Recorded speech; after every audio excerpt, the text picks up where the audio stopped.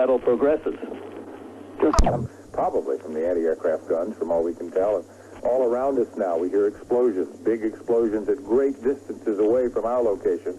As Secretary Weinberger was mentioning in his interview just now, Peter, they're not apparently, the Allies, the coalition forces are not targeting civilian targets apparently at all. And all the anti-aircraft fire, we see more of it to the south right now, going straight up, seems to be very far from the center of town.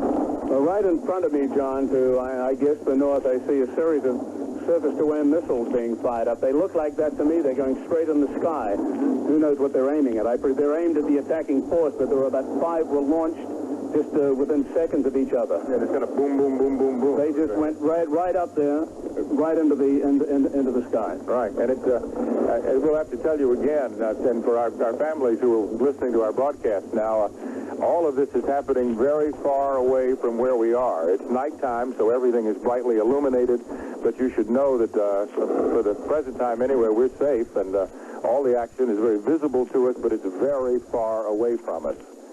Bernie Shaw. Oh, well, I'm just crawling around on the floor. I just checked the other side of the hotel, and it's repetition of what we're seeing before our very eyes right now.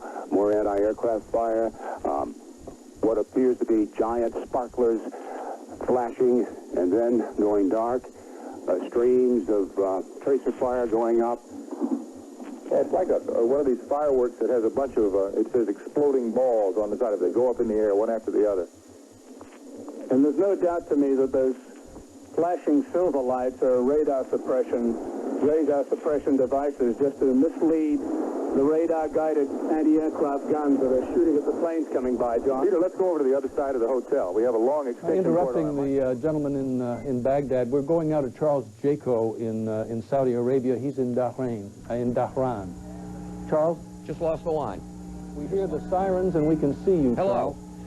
This is Charles Jaco in Saudi Arabia. Right now, the air raid sirens are going off again. We're being told to clear the area. The last time it was a drill. This time we're not sure if it is a drill or not, but everyone's being told to clear this area and get out of this area, get into the shelter in the basement of the area where we are.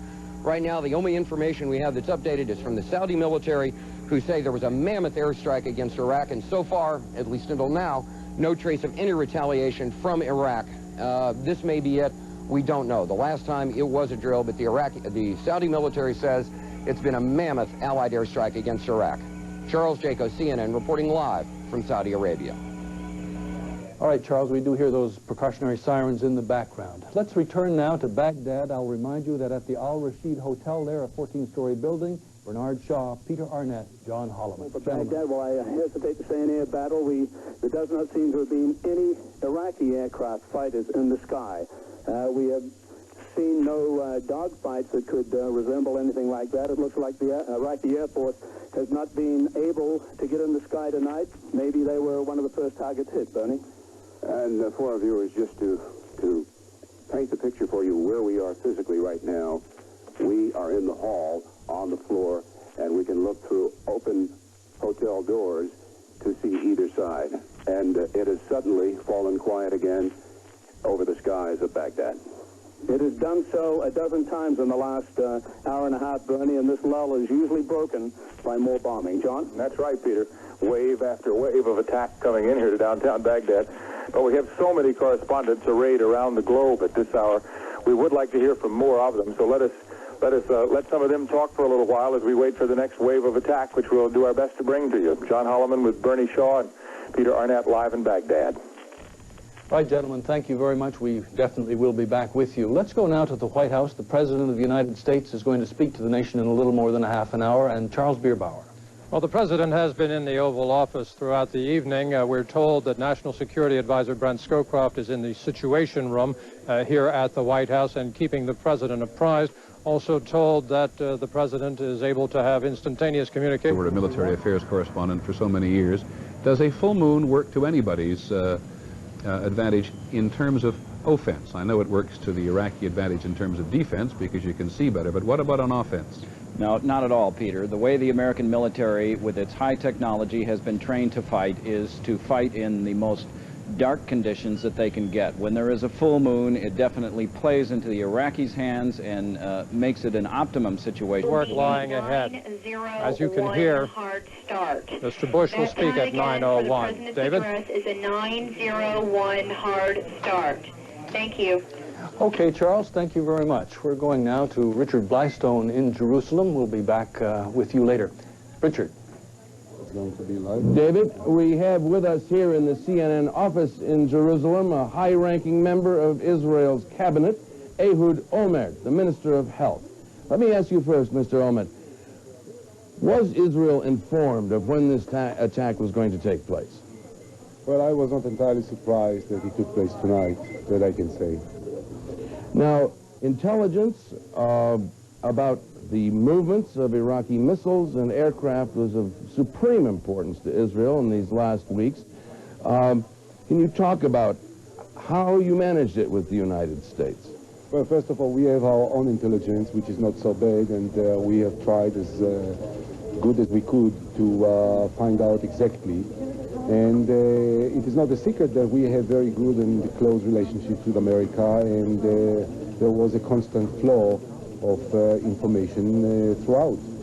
Now, your aircraft, Israeli jet aircraft, have been flying 24-hour cover around Israel's borders, a sky shield for several days now. Obviously, you weren't entirely confident that all of Iraq's missiles could be stopped. Oh, no. In fact, right now, I'm not sure that they are entirely stopped. And as you know, we are on an alert situation. The Israelis were advised not to leave homes, and the gas masks are very close to everyone. I'm carrying one with me now, and we are not certain that it will not happen.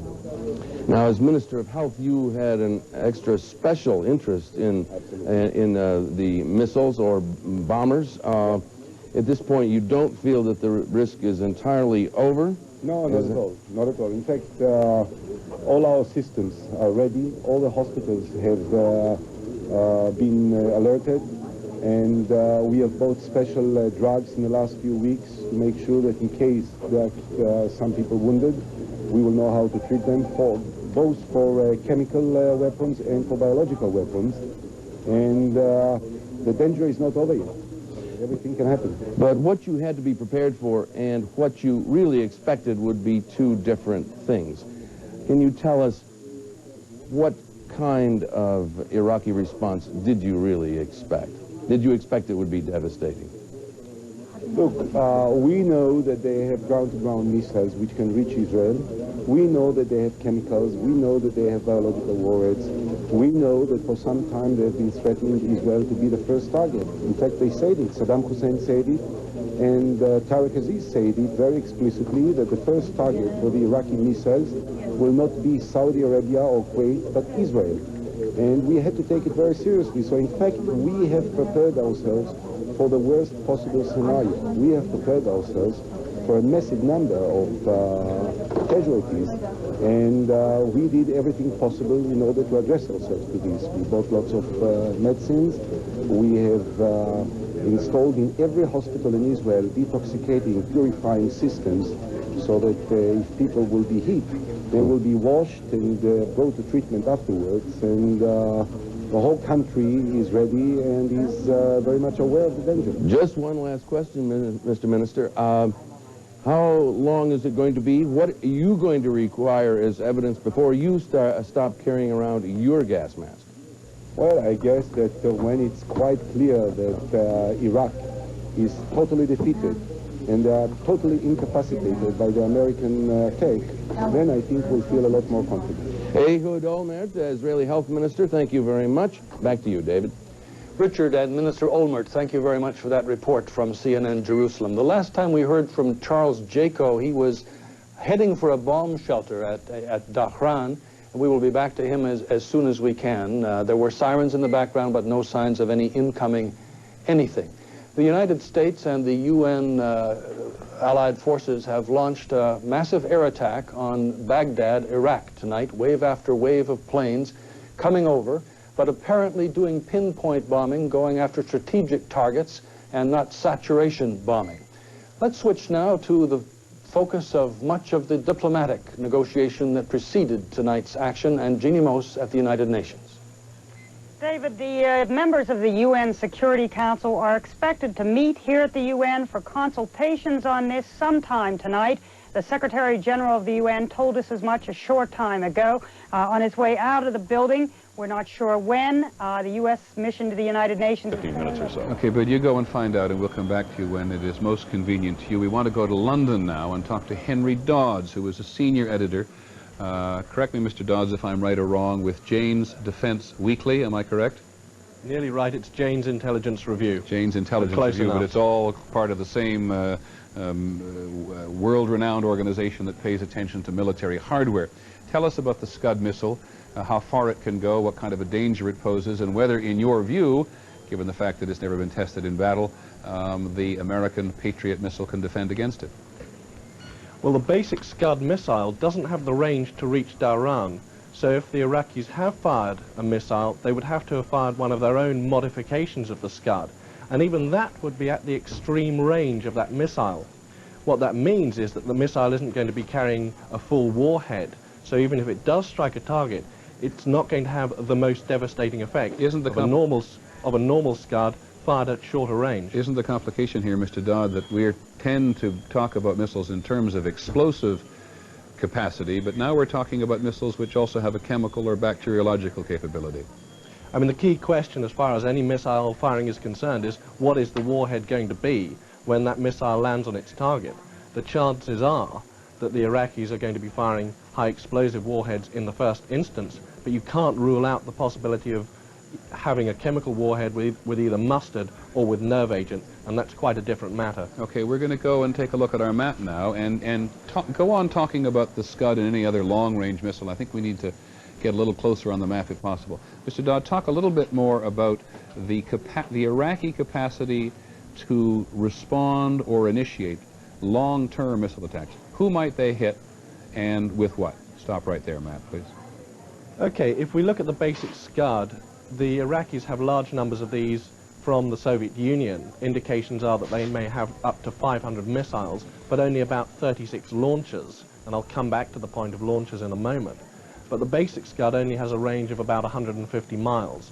So during the War of the Cities against Iran, the Iraqis modified some of their Scuds to give them a longer range. You can see up in the upper corner of your television screen, if the cameraman will stop right there, the War of the Cities was between Baghdad and Tehran, which has just gone out of your picture on the upper right-hand side of the television screen.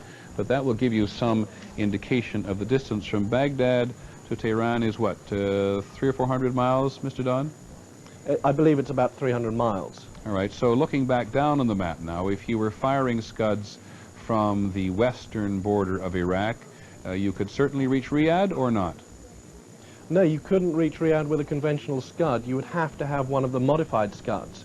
And the way the Iraqis have produced missiles with a longer range is to extend the missile, but also to put a much smaller warhead on it. So, although they get the greater range, they don't have the benefit of having the full-size warhead on the missile when it reaches the target. Now, as you sorry, my apologies, go ahead. The other point is that at the longer ranges, the missiles are relatively inaccurate. They can't be guaranteed to land on a target more than a mile either side. Okay, can you just briefly comment, before we go away from you for just a minute, the other weapons systems that, unless they've all been eliminated by the U.S., British, and French Air Force at the moment, that the Iraqis might be trying to get into action? Apart from the missiles, the Iraqis will be looking to get their Air Force off the ground at first light. But we know that this morning there was heavy fog in the area, and that may actually delay the Iraqi Air Force from getting off the ground in the first place. But the next couple of hours are going to be critical. Okay, the Iraqi, of course, has a reasonably sophisticated Air Force, if my memory serves me, and I'm working from memory at the moment. In fact, let me do better than that. Let me bring in Tony Cordesman, one of our two military analysts. Tony, as I recall, the Iraqis have about 500 combat aircraft. The most sophisticated is the MiG-29 and the MiG-25, but they have Soviet and French aircraft, right? That's right, Peter, but they only have about 730 combat aircraft. Out of those, probably somewhere between 500 and 600 are operational. The most sophisticated ones they have are the Mirages. They have a little over 100 of those. Some may not be operational. They have one squadron of MiG-29s, that's one of the latest Soviet air defense aircraft, and a squadron of Su-24s. That's the most lethal aircraft they have. The Su-24 is the Sukhoi bomber, am I right? That's a fighter bomber. Actually, it has more payload capability than their old, obsolescent, so-called medium bombers, which are now way out of date. Now, I wish to reinforce, not getting much information about how well the U.S. primarily and subsequently the British and French Air Forces are doing this evening. So we do not have any idea whether or not the Iraqi Air Force has been able to get into the air in any way, shape, or form. But General Bernard Traynor up in Boston, who was our other resident tonight, military analyst, based on your experience with the Iraqis, you think they would have got something up in the air? I doubt it. I doubt it at this point. I think the raid probably came as a complete surprise to them. Why do you think so? Well, I think the indications are that from your reporter in Baghdad, that at least the initial raids went in there very quickly. Now, it takes a little time unless somebody's on runway alert to get organized to get off the ground. And I suspect that there were a lot of deception plans involved in preparation for this attack and communications jamming. I suspect that they had a tough time getting off, and clearly the airfields and their air power would be one of the principal targets for the air raids. And I suspect even if some of the aircraft did manage to get down the runway, I suspect they didn't last very long. And no offense to you, General Traynor, or anybody else for that matter, but there's a certain antiseptic quality to this discussion. I guess it's bound to be that way because we're talking about the potential of military hardware to perform this evening. But give us a little broader view along the same level of, because you know the Iraqi military, what they may be experiencing as human beings both in the air and on the ground at the moment. Well, I suspect the Iraqi officers that fly those airplanes and those that control the various systems are reasonably well aware of the U.S. capability, and that any attack that would come against them would be a surprise attack for maximum effect. For the most part, they've been keeping their radar systems down so as not to send out their signature, as it were, so that we would know the various frequencies they are operating on, probably also to conduct maintenance on the equipment and also to save the equipment because they know that they don't have much in the way of spare parts.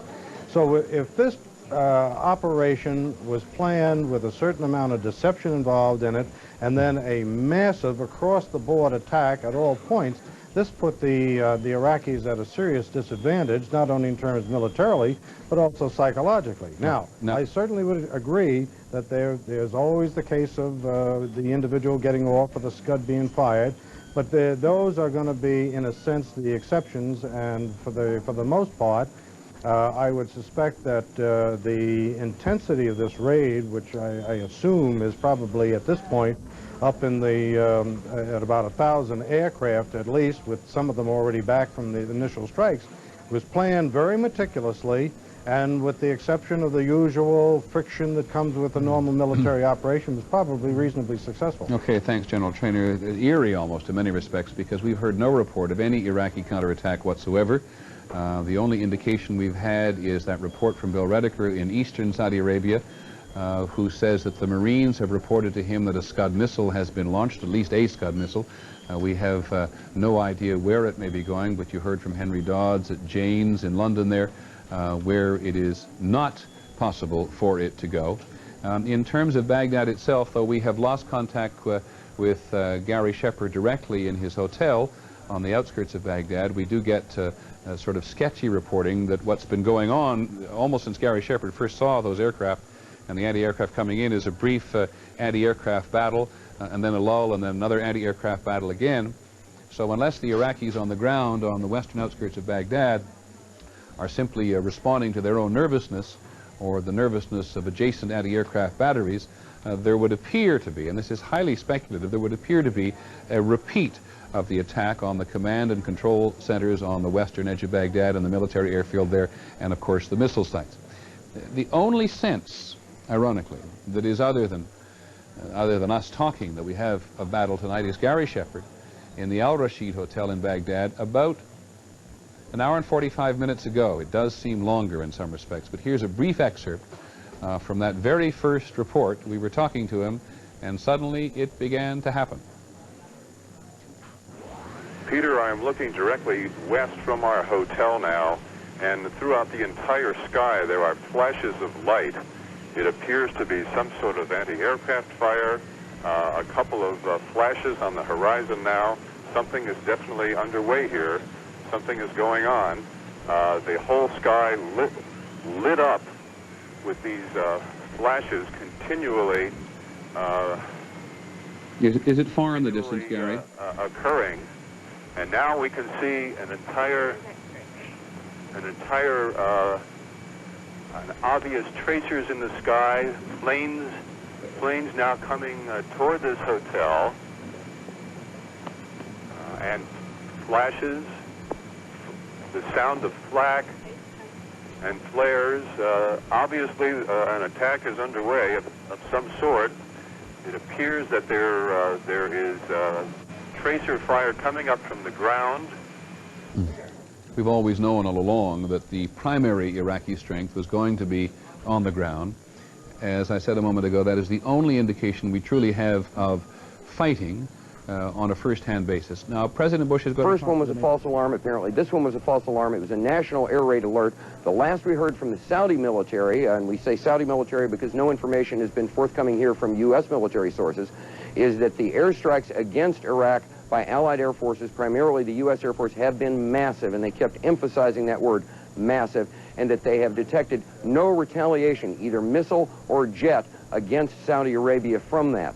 The Saudis are still obviously on pins and needles. They've been living in a state of high war alert since early August and are very understandably nervous and concerned about what might happen. But so far, everyone here in Dhahran is safe, and there have been no problems except for bad cases of jangled nerves and scrambles down to the hotel basement into the shelter and putting on the gas mask. But all we can tell you right now is that apparently the attack was underway. It was massive, and so far at least, and this was our information as of about 20 minutes ago, so far no retaliation, either missile or jet of any kind from Iraq, has been spotted. Charles Jaco, CNN, reporting live from Saudi Arabia.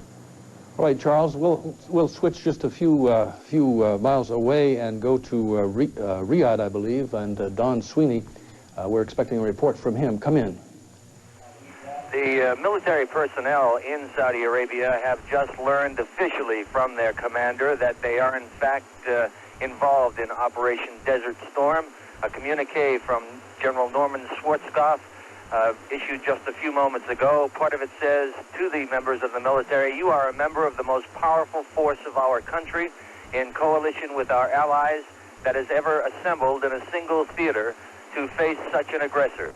Now you have trained hard for this battle, and you are ready. He goes on to say a bit later, our cause is just. Now you must be the thunder and lightning of Desert Storm. May God be with you, your loved ones at home, and our country. It's signed H. Norman Schwarzkopf, the commander of the forces in Saudi Arabia. This is John Sweeney, CNN, in Riyadh. All right, John, any extraneous noises outside where you are? Is everything fine? We had one air raid warning about an hour and a half ago. We have not heard anything since then. The traffic in the streets is quite early in the morning here. It's 4:45 in the morning. The traffic in the street is quite normal, and other than that, things are quite quiet in Riyadh. All right, thank you very much. And now a moniker that I hope doesn't stick. Let's go back to the boys in Baghdad. Thank you, David. The boys in Baghdad are here. And we want to tell you a couple of things. There have been calls we've learned from CNN, from other networks, asking about the safety of their people. There are 45 journalists still in Baghdad tonight, according to the Minister of Information. And as far as we know, all those 45 journalists are in this hotel, and everybody in this hotel is safe. It hasn't been hit. There's a series of fallout, or not bomb shelters down in the basement, and virtually everybody except us is down there in those shelters. Bernie? John, I made the trek downstairs into the bomb shelter and then came back upstairs, and indeed all the journalists who were in this hotel when it happened, and most of them were because there had been a series of staff meetings, they are safe downstairs in the bomb shelter. No one is being permitted outside the hotel. I know for a fact, CBS News, if you're wondering, I saw with my own two eyes Larry Doyle, and we go way back to our days at CBS in Washington. He's fine. I saw Alan Tizzy. He was sitting on the floor sipping a glass of something. He seemed quite content. And there's a young thin chap who said he worked for CBS. I think he does radio. He's fine. Everybody is safe. We know you're worried about us, and we're concerned about ourselves, but everybody is safe. Peter, you look like you want to say something. I simply want to say, Bernie, that this lull has lasted about 25 minutes now. No aircraft fire, no bombing. So it looks like this first phase is over, and we'll get back to you when it all starts again. Okay, thanks, Peter Arnett. John Holloman, you want to say anything before we throw it back to our colleagues? I just want to look out the window one last time and make sure that that it is as quiet as it seems to us. There are a few air bursts out here, but there's no anti-aircraft. I mean, there's nothing loud and noisy that we're hearing, and we don't feel any vibrations from outside. So I think it's probably safe for us to let the rest of the network broadcast a little bit tonight.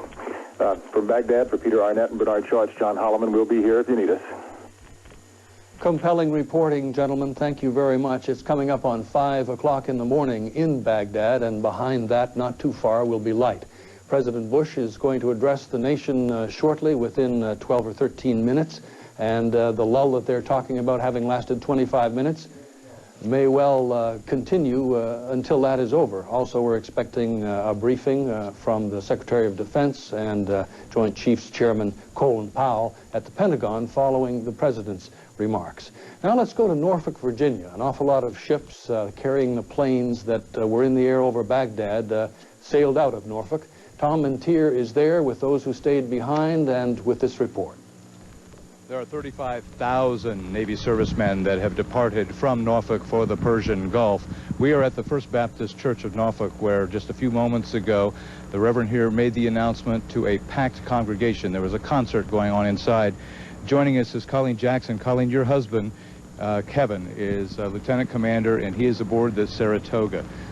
Tell me what thoughts went through your mind as the Reverend made the announcement. Did you think it would come tonight? No, I didn't think it would come tonight, and I didn't think it would hit quite so hard. I knew that there were airplanes launched. I don't know if he's one of them.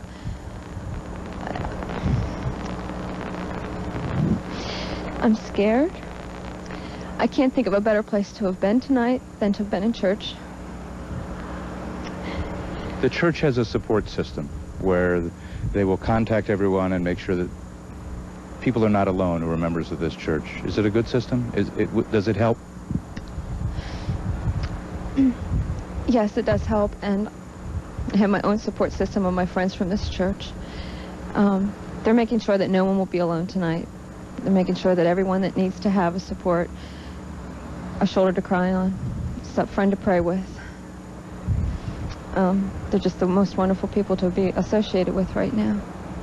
Will you watch the President tonight? Yes, I probably will, just to see if there's any information that I can find at all about what's happening with my husband and with the men in his squadron. If you could talk to the President right now, what message would you send to him? That I believe in him, that I'm praying for him, and to just bring our men home as quickly and safely as he possibly can. Colleen Jackson, thank you very much. I know this is a very difficult time for you. Thank you. So it is one of the Navy wives, and there are 35,000 of them here in Norfolk, Virginia tonight. They're all waiting for some type of word. I'm Tom Mentir, CNN, reporting live from Norfolk, Virginia. Thanks, Tom. They, too, are among the brave, of course, all across this nation. Let's return now to Baghdad and our three correspondents. Thanks, David. Yeah, we're here, and it's very quiet outside. There still are an occasional flash of light off to the south of our location, far in the distance. There have been no big blasts in the recent past. No signs of anti-aircraft fire right now. No sounds of jets overhead. It's that eerie stillness that we talked about earlier in the day. Bernie Shaw is here now. I just want to make this observation. The President of the United States is coming up to address his nation and the world very shortly. And that we are on the air means that the government of Iraq, its ears are wide open, and it will be listening to President Bush very closely. We told you earlier in the week that the Information Ministry had received its own satellite dish, and prior to that, the Foreign Ministry had kids. We've got to run. Somebody's knocking on the door. John and I are going to hide. Peter, here. Yes, this is Peter Arnett signing off for a minute, and I'll see what the action is outside. All right, thank you very much, gentlemen. We assume that's not the Fuller Brush salesman. Let's go to Robert Vito. He's standing by now on the west coast of the United States at San Diego, another important naval base. Robert. Well, I'm in an apartment complex in San Diego, and I've spent the last few hours with several wives whose husbands are serving aboard ships in the Persian Gulf.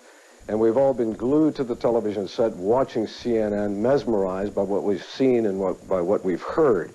And it's been an emotional time for these ladies as they held hands and they prayed and had these feelings that I'll let them tell you about. Denise, what was your feeling, your reaction as you watched the events unfold? I was scared, frightened for my husband, for the guys on the ship, and for the Iraqi people, because it's come to this, you know. This crazy man has brought us this far. I back my husband up. I'm very proud of what he does and who he is and where he's at right now. But I'm also scared because I want him home.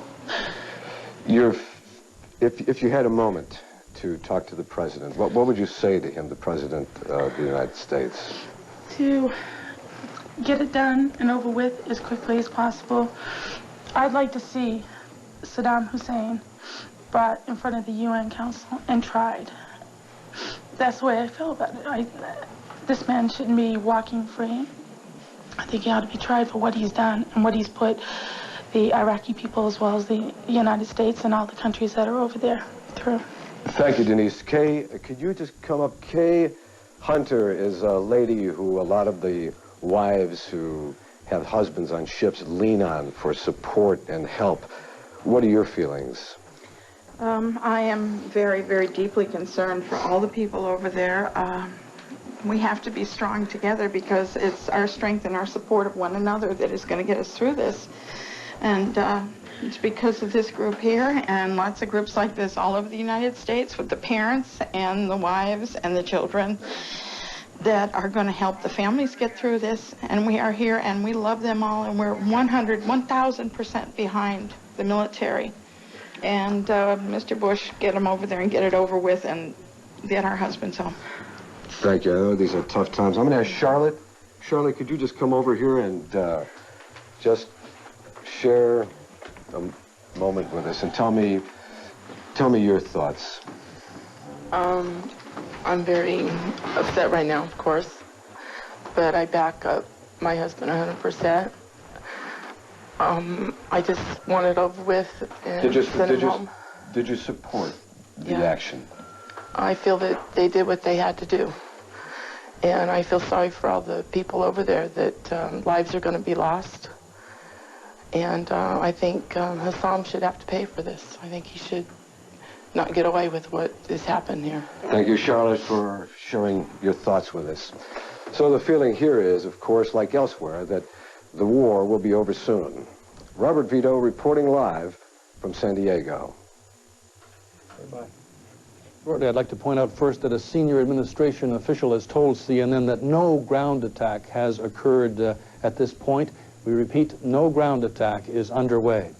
Australian warships have been authorized, 3 of them, to assist in the multinational force arrayed against Iraq to free Kuwait. The mission of President Bush tonight, which he will address the nation on in less than 5 minutes, is simply to free Kuwait.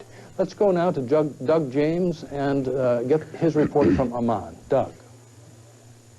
We understand that Jordan's King Hussein is currently, like many other people, watching CNN to see the latest developments from Iraq and Kuwait. So far, the people here have been told very little. There was a radio announcement approximately 1 hour ago giving them the bare details.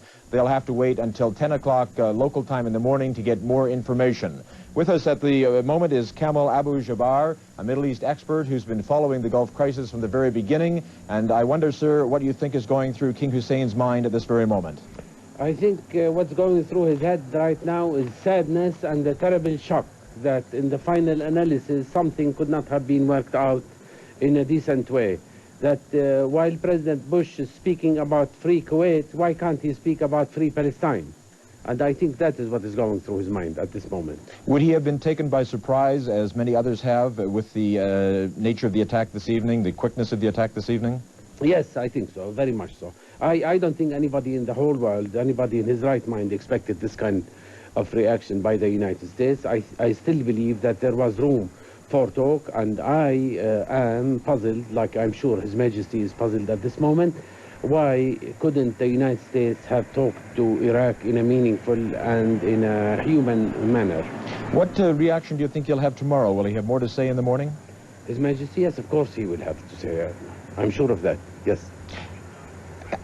As you know, the country is in the middle of Iraq and Israel. This must be a primary concern of his at the moment. Of course. I mean, you know, we have the Israeli army to our west that is armed to the teeth with all kinds of ugly weapons and willing and ready to use them at any moment. Thank you very much, sir. Yes. This is Doug James reporting live from Amman, Jordan. Thank you, Doug. The president is going to speak in about 3.5 minutes. We return now to Baghdad and our 3 correspondents there until then. Bernie Shaw. David, I just want to explain to you and our viewers what happened. There was a knock at the door, and we had to scramble. I had to go to my hiding position under the table, but we're back here, and we're standing by. I had indicated that, in my opinion, we will be watching very closely and listening to what the president has to say. I was reporting that the information and foreign ministries can receive CNN. They will be watching and listening. And Peter Arnett, John Holloman, I'm going to be listening for signals from the President of the United States to Saddam Hussein. One more thing before we go to the president. We just had another fairly loud blast on the outside, which was visible as a white flash in our windows. We'll stay here, and after the president's done, we'll give you an update on what happened while he was speaking. Peter? No, okay, we'll go back to Atlanta now. All right, thank you very much, gentlemen. We will be back to you. Perhaps another wave beginning. We have been informed that there will be more, possibly more air attacks tonight. The president's about to speak to the nation, and let's go to the White House and our senior correspondent, Charles Bierbauer. Well, he'll be with us shortly. The president has been described earlier this evening as expectant but calm and resolute, and he has said that this mission is to free Kuwait. Charles is ready now. Charles, come in. David, President Bush, as you indicate very shortly, the speech anticipated. Perhaps we will get a little more detail as to just what it is that he has set in motion here. We know that he has been in contact with a number of his allies in this mission. One of them, the Australian Prime Minister, Mr. Hawke, has indicated he's received a call and ordered Australian ships to go into action as well. We do not have broad detail yet as to just how international this operation may be. I have heard some reports that the British are involved on the Kuwaiti side of the equation. Perhaps we will get more detail, actually more likely out of the Pentagon on that. President Bush, in a speech that he's been working on himself for the past 2 to 3 weeks, in fact, probably going back to his Christmas holiday up at Camp David, where he pretty much formulated his ideas and his final decisions on what he was going to do. We will hear an address of about 10 to 12 minutes in length, and as I say, it's one that we were told that he has worked on and pretty much written himself. David? I heard, Charles, that there were actually 4 drafts, that a lot of thought has gone into this speech, and it is a delicate one. Perhaps it is one of the continuing diplomacy that was cut off by what he called the stiff arm from Saddam Hussein. Incidentally, Charles, we can hear some voices in the background behind you. Are the demonstrators still there? There are still demonstrators in Lafayette Park, as there have been for the past several days. They have grown and diminished in numbers throughout the days, and as the weather got better and got worse, but there has been something of a constant vigil over there. It is within earshot if the president is normally listening, or if he's outside, as he has been on a couple of occasions. We do not know if they will have the opportunity that we will have to hear the president now. All right, Charles, we go live to the Oval Office. Just 2 hours ago, Allied air forces began an attack on military targets in Iraq and Kuwait. These attacks continue as I speak. Ground forces are not engaged. This conflict started August 2nd when the dictator of Iraq invaded a small and helpless neighbor. Kuwait, a member of the Arab League and a member of the United Nations, was crushed, its people brutalized. 5 months ago, Saddam Hussein started this cruel war against Kuwait. Tonight, the battle has been joined. This military action, taken in accord with United Nations resolutions and with the consent of the United States Congress, follows months of constant and virtually endless diplomatic activity on the part of the United Nations, the United States, and many, many other countries. Arab leaders sought what became known as an Arab solution, only to conclude that Saddam Hussein was unwilling to leave Kuwait. Others traveled to Baghdad in a variety of efforts to restore peace and justice. Our Secretary of State, James Baker, held an historic meeting in Geneva, only to be totally rebuffed. This past weekend, in a last-ditch effort, the Secretary General of the United Nations went to the Middle East with peace in his heart, his second such mission, and he came back from Baghdad with no progress at all in getting Saddam Hussein to withdraw from Kuwait. Now, the 28 countries with forces in the Gulf area have exhausted all reasonable efforts to reach a peaceful resolution, have no choice but to drive Saddam from Kuwait by force. We will not fail. As I report to you, air attacks are underway against military targets in Iraq. We are determined to knock out Saddam Hussein's nuclear bomb potential. We will also destroy his chemical weapons facilities. Much of Saddam's artillery and tanks will be destroyed. Our operations are designed to best protect the lives of all the coalition forces by targeting Saddam's vast military arsenal. Initial reports from General Schwarzkopf are that our operations are proceeding according to plan. Our objectives are clear. Saddam Hussein's forces will leave Kuwait. The legitimate government of Kuwait will be restored to its rightful place, and Kuwait will once again be free. Iraq will eventually comply with all relevant United Nations resolutions, and then, when peace is restored, it is our hope that Iraq will live as a peaceful and cooperative member of the family of nations, thus enhancing the security and stability of the Gulf. Some may ask, why act now? Why not wait? The answer is clear. The world could wait no longer. Sanctions, though having some effect, showed no signs of accomplishing their objective. Sanctions were tried for well over 5 months, and we and our allies concluded that sanctions alone would not force Saddam from Kuwait. While the world waited, Saddam Hussein systematically raped, pillaged, and plundered a tiny nation, no threat to his own. He subjected the people of Kuwait to unspeakable atrocities, and among those maimed and murdered, innocent children. While the world waited, Saddam sought to add to the chemical weapons arsenal he now possesses an infinitely more dangerous weapon of mass destruction, a nuclear weapon. And while the world waited, while the world talked peace and withdrawal, Saddam Hussein dug in and moved massive forces into Kuwait. While the world waited, while Saddam stalled, more damage was being done to the fragile economies of the Third World, the emerging democracies of Eastern Europe, to the entire world, including to our own economy. The United States, together with the United Nations, exhausted every means at our disposal to bring this crisis to a peaceful end. However, Saddam clearly felt that by stalling and threatening and defying the United Nations, he could weaken the forces arrayed against him. While the world waited, Saddam Hussein met every overture of peace with open contempt. While the world prayed for peace, Saddam prepared for war. I had hoped that when the United States Congress in historic debate, took its resolute action, Saddam would realize he could not prevail and would move out of Kuwait in accord with the United Nations resolutions. He did not do that. Instead, he remained intransigent, certain that time was on his side. Saddam was warned over and over again to comply with the will of the United Nations, leave Kuwait or be driven out. Saddam has arrogantly rejected all warnings.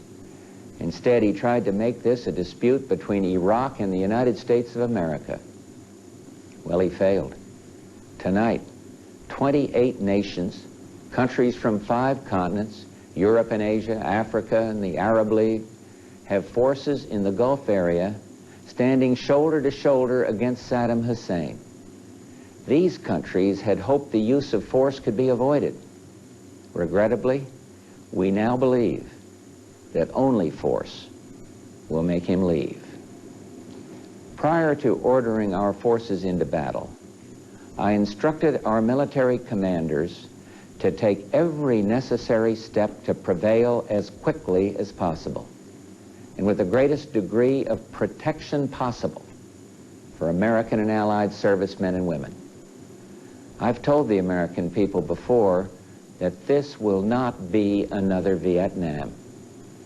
And I repeat this here tonight. Our troops will have the best possible support in the entire world, and they will not be asked to fight with one hand tied behind their back. I'm hopeful that this fighting will not go on for long, and that casualties will be held to an absolute minimum. This is an historic moment. We have in this past year made great progress in ending the long era of conflict and Cold War. We have before us the opportunity to forge for ourselves and for future generations a new world order, a world where the rule of law, not the law of the jungle, governs the conduct of nations.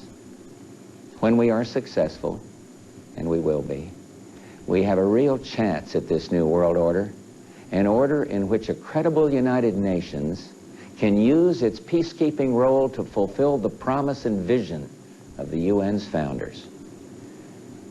We have no argument with the people of Iraq. Indeed, for the innocents caught in this conflict, I pray for their safety. Our goal is not the conquest of Iraq. It is the liberation of Kuwait. It is my hope that somehow the Iraqi people can, even now, convince their dictator that he must lay down his arms, leave Kuwait, and let Iraq itself rejoin the family of peace-loving nations. Thomas Paine wrote many years ago, "These are the times that try men's souls." Those well-known words are so very true today. But even as planes of the multinational forces attack Iraq, I prefer to think of peace, not war. I am convinced not only that we will prevail, but that out of the horror of combat will come the recognition that no nation can stand against a world united.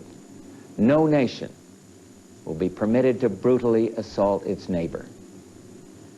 No president can easily commit our sons and daughters to war. They are the nation's finest.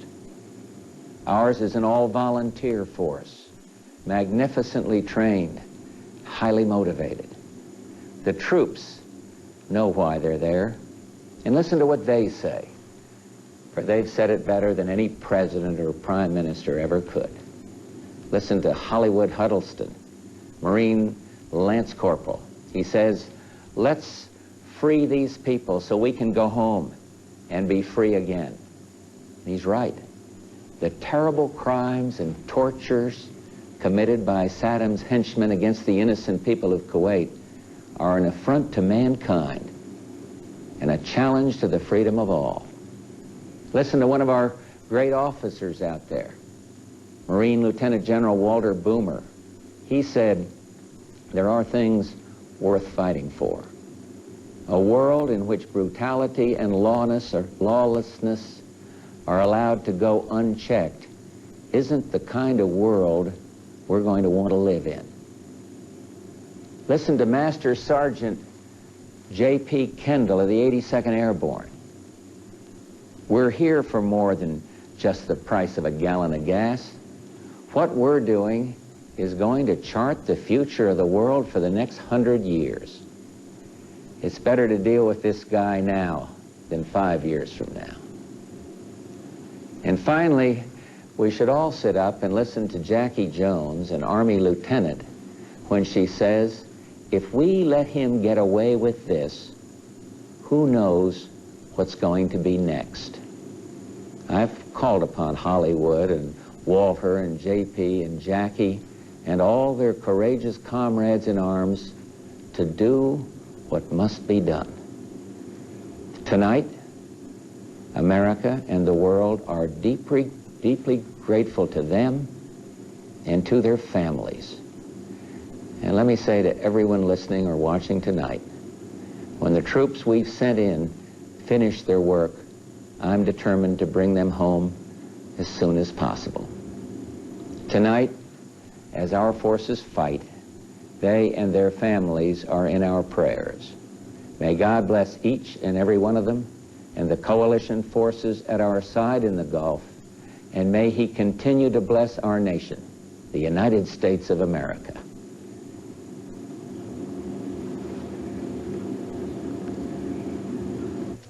President Bush, live from the Oval Office in a 12-minute address to the nation and the world, saying at the outset his minimal demands. Saddam Hussein's forces will leave Kuwait and Iraq will comply with all relevant UN resolutions. Let's go now to Charles Jaco, who has word on airplanes in Saudi Arabia. Charles. Yes, David. One high-ranking Saudi official has told us that he has been in touch with the highest levels in Riyadh, the capital of Saudi Arabia. According to this information, he claims that all the planes from this first raid, Saudi and U.S. planes, have returned safely with no loss of planes and no loss of pilots. That's according to a high-ranking Saudi official here with contacts in Riyadh. King Fahd, the King of Saudi Arabia, is said to be meeting right now in Riyadh with members of his court and members of his government.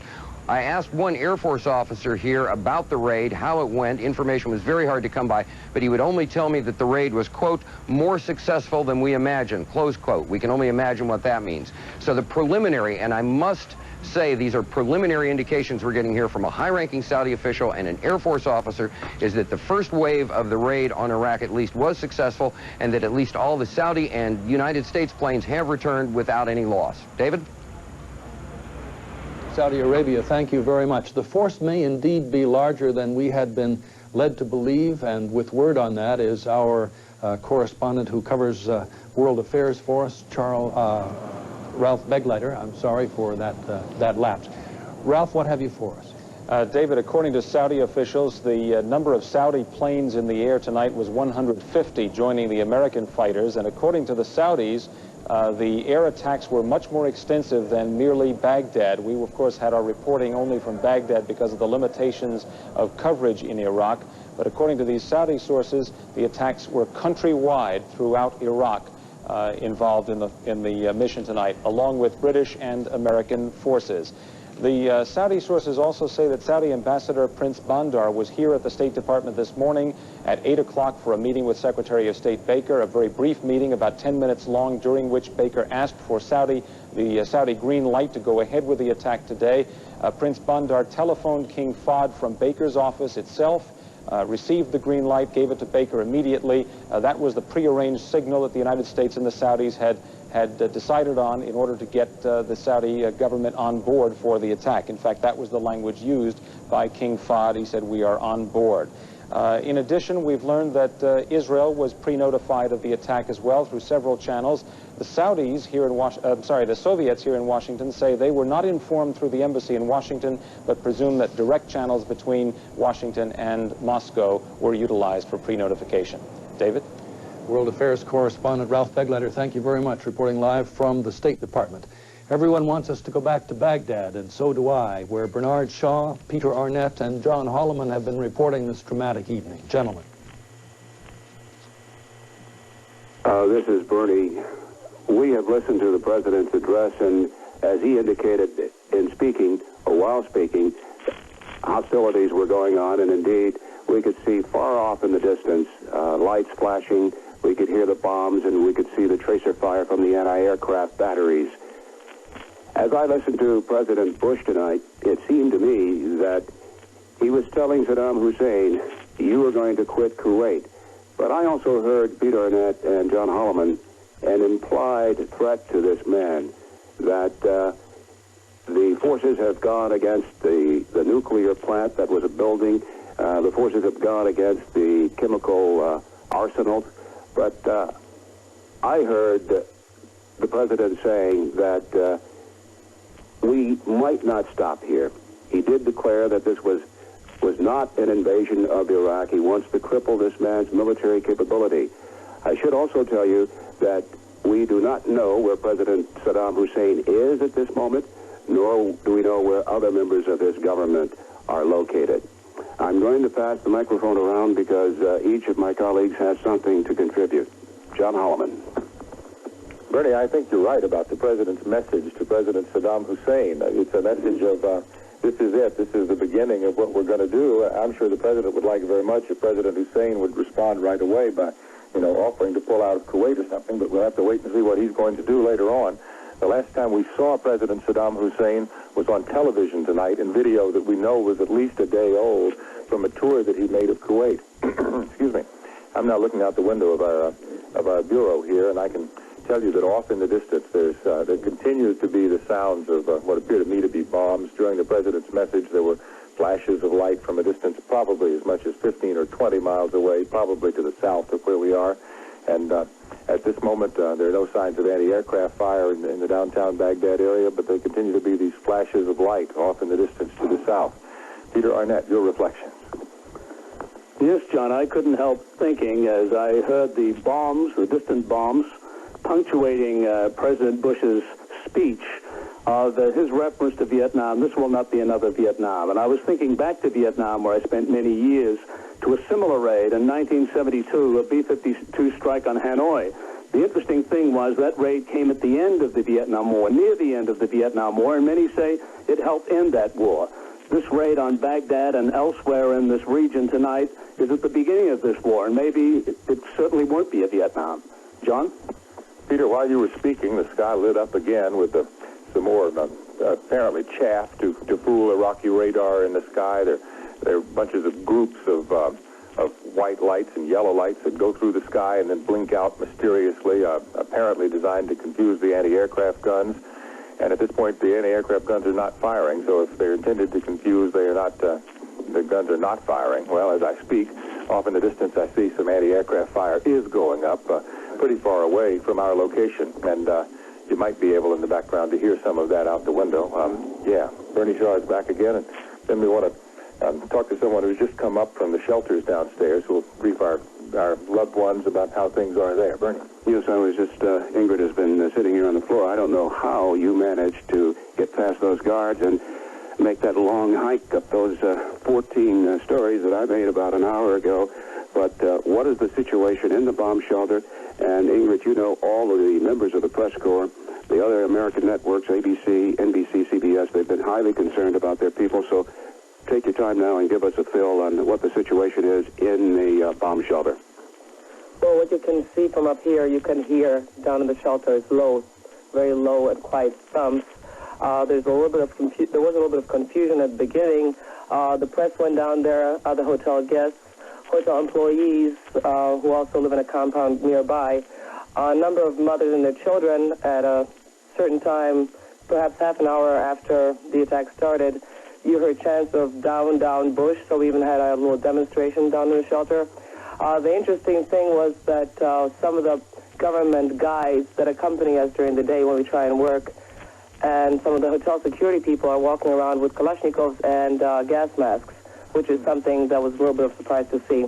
And I did see a lot of our colleagues down there, some of them who had been up on higher floors taking pictures, and they were taken by security people downstairs to a shelter, ostensibly for our own protection. Bernie.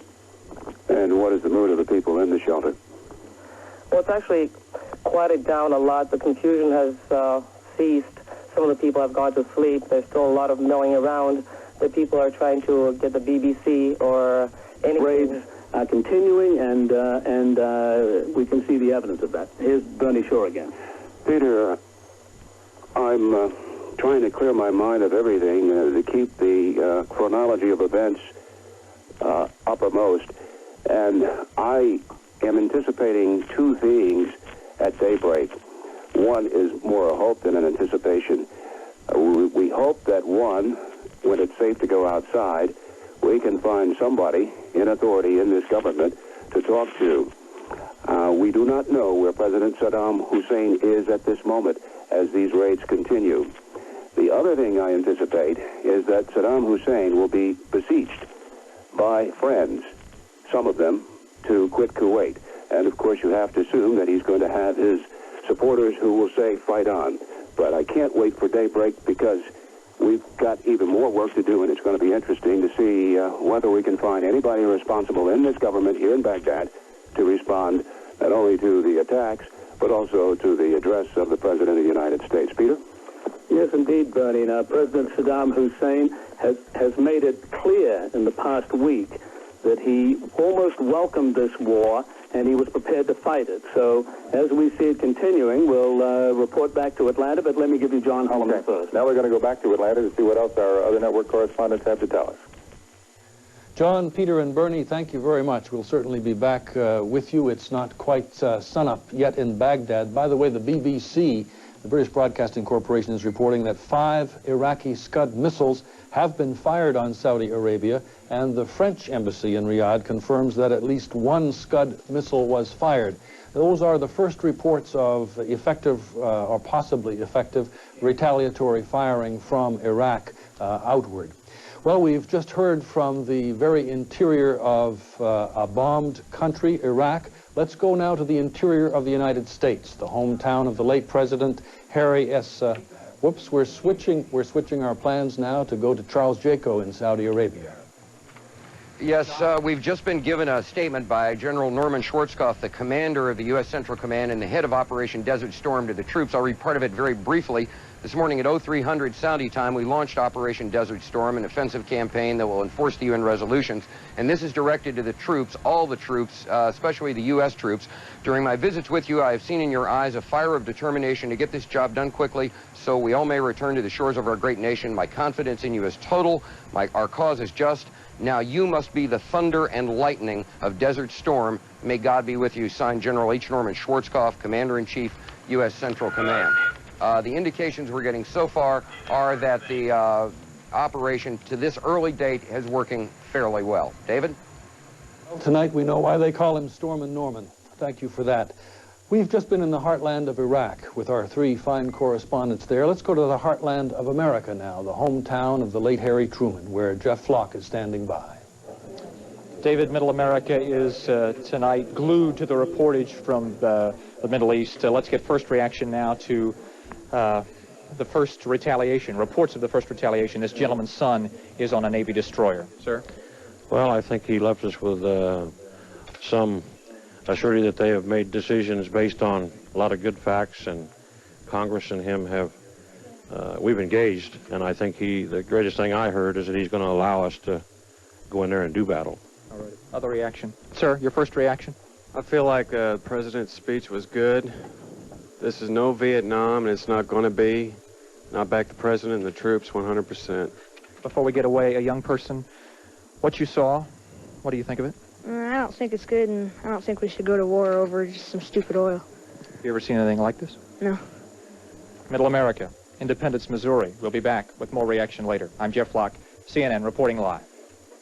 Jeff, thank you very much. It's coming up on the time when Secretary of Defense Dick Cheney is going to address reporters at the Pentagon, fill in a little more of the detail of what is going on and the scope and the size of the forces which have attacked Iraq tonight. We'll also hear from General Colin Powell. Wolf, you're standing by there now. Anything since the last time we talked? David, here at the Pentagon, there is a packed studio here, obviously anticipating a lot of military details about this operation. To start picking apart the president on such an occasion such as this. But one of the things that he did strike me was this: oh, well, we're not going to pick it apart any longer. The Secretary of Defense has showed up at the Pentagon along with the chairman of the Joint Chiefs of Staff. That is Pete Williams, who is the normal Pentagon briefer. We will spare our audience any further political analysis of the president's speech. We'll come back to it. This is clearly a briefing that the entire nation, in fact, much of the world, will hang on the Secretary of Defense. Well, thank you very much, Pete.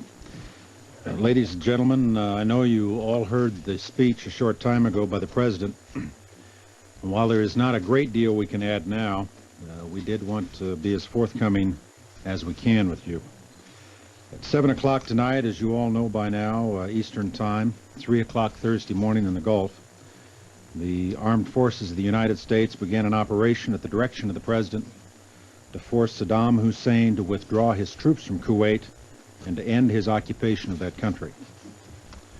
At the direction of the president, I signed the execute order yesterday afternoon to undertake this operation, subject to certain conditions.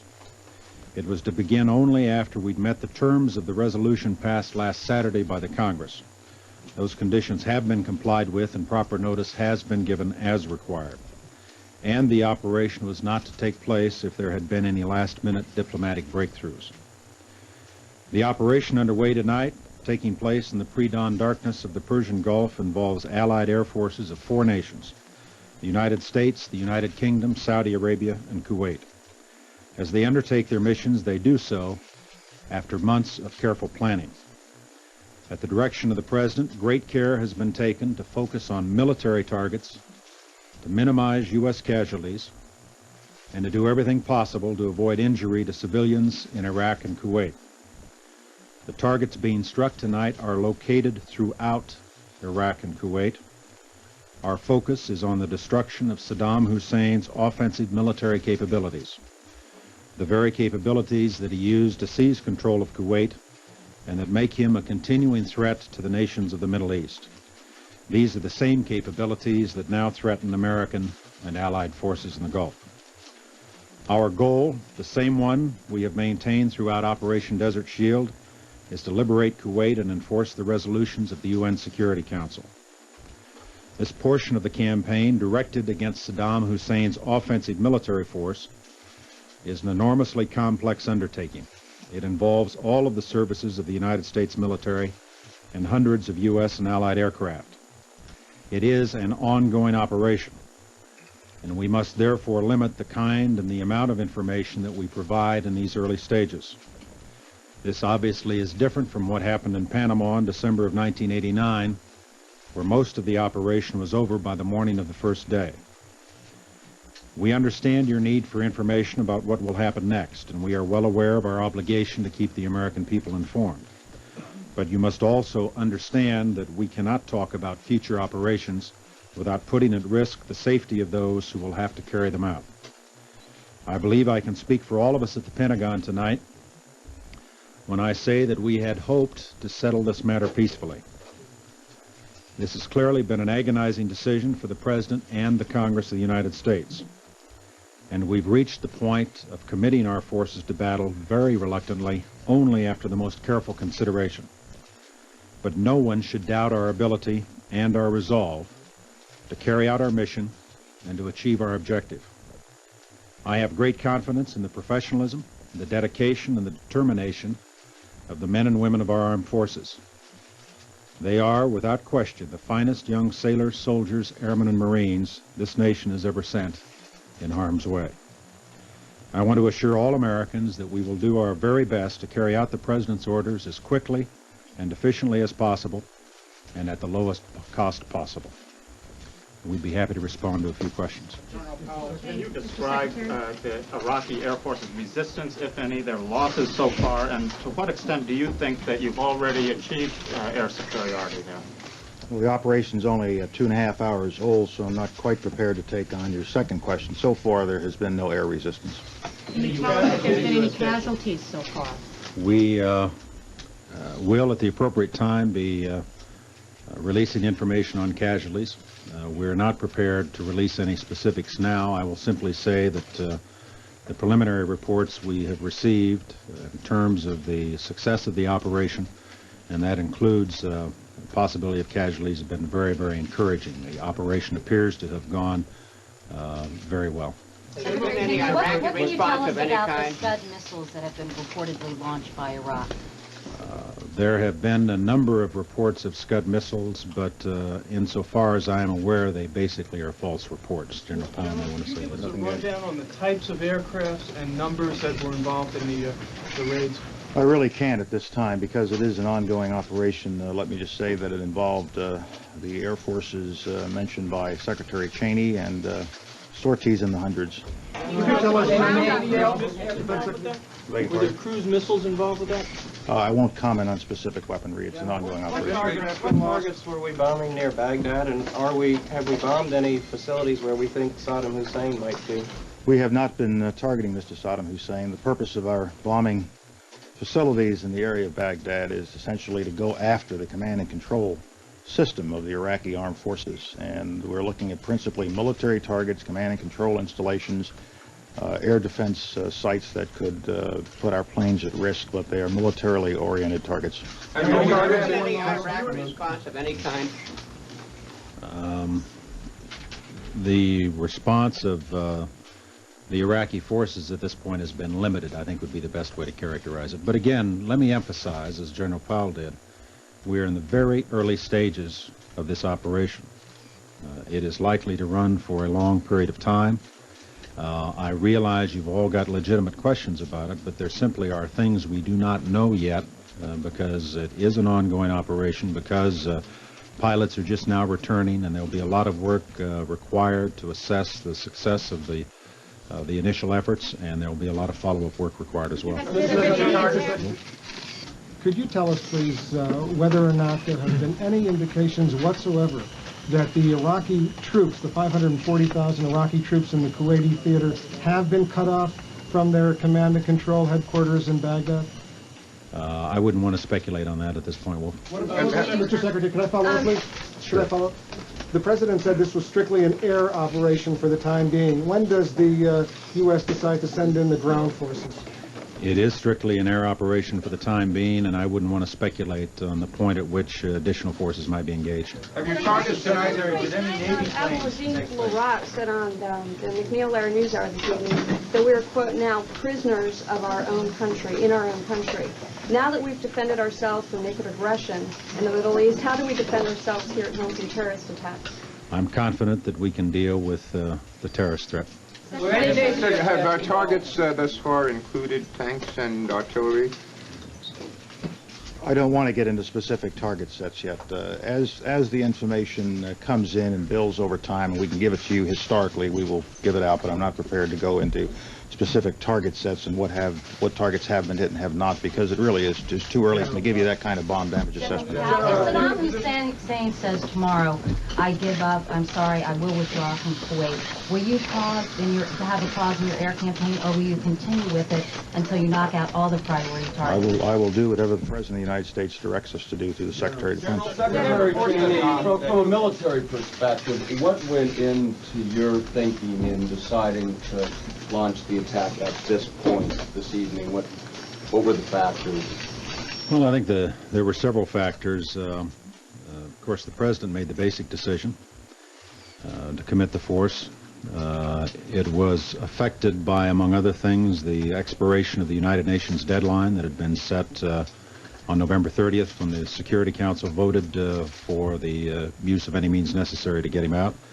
I think it was affected in part as a result of consultation with our allies, but it also was based upon the advice of our senior military commanders in terms of picking a time when conditions appeared to be most favorable for undertaking the operation. Let me emphasize, though, that the procedure we went through was to plan for execution of the operation at a point after the expiration of the United Nations deadline, but I had no authority to execute the plan until the President instructed me yesterday afternoon to do so, and it was at that point that we signed out the execute order with the qualifiers I mentioned in my opening statement. Those favorable factors, can you tell us what some of those were?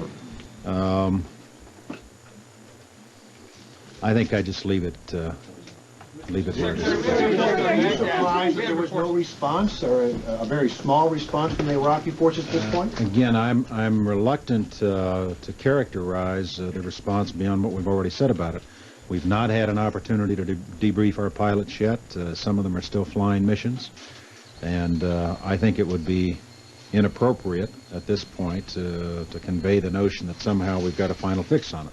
But I think it would be fair to say, and General Powell may well want to comment on this, that the initial reaction from the Iraqis is such that I'm generally of the opinion that we achieved a fairly high degree of tactical surprise. Has there been any Israel or Turkey on the part of Iraq? None to my knowledge. Mr. Secretary, could you tell us, the President mentioned that one of the objectives was to take out chemical and nuclear sites. Can you tell us in a general way if that mission was accomplished? I can say that we have, in fact, gone after those targets. I do not yet have information on the effectiveness of those efforts. Mr. Secretary, what about word of casualties at Baghdad? You indicated you wanted to spare civilians there. Do you have any sense about how that may or may not have occurred in the city? There was a lot of bombing, obviously, in Baghdad. The best reporting that I've seen on what transpired in Baghdad was on CNN. And it would appear, based upon the comments that were coming in from the CNN crew in the hotel in Baghdad, that the operation was successful in striking targets with a high degree of precision. At least that's the reporting according to CNN. Was there an Iraqi attempt? To launch missiles, sir? Do you have any? We've had reports of missile launches, but none of them have been confirmed. What about the Scuds in western Iraq at those air bases on the border? Have you got any reading on that? Are those fairly high priority targets? Yes, they are a fairly high priority target. And how'd you do?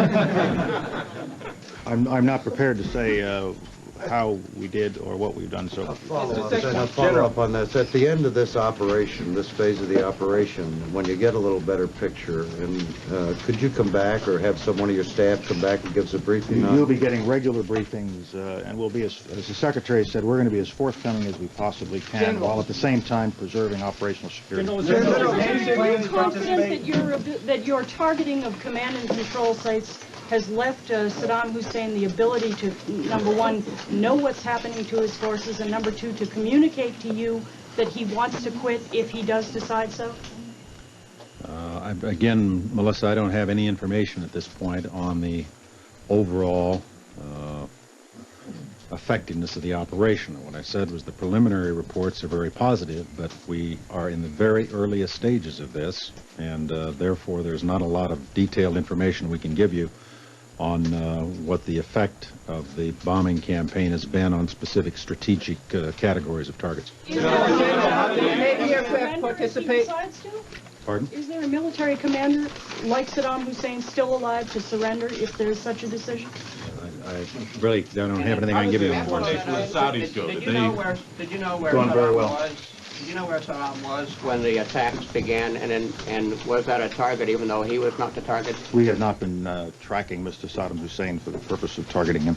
General, can you characterize in any general way how long the current beginning phase of this operation will continue? That is, the air operation will be the rest of I guess, tonight and tomorrow morning, or throughout tomorrow?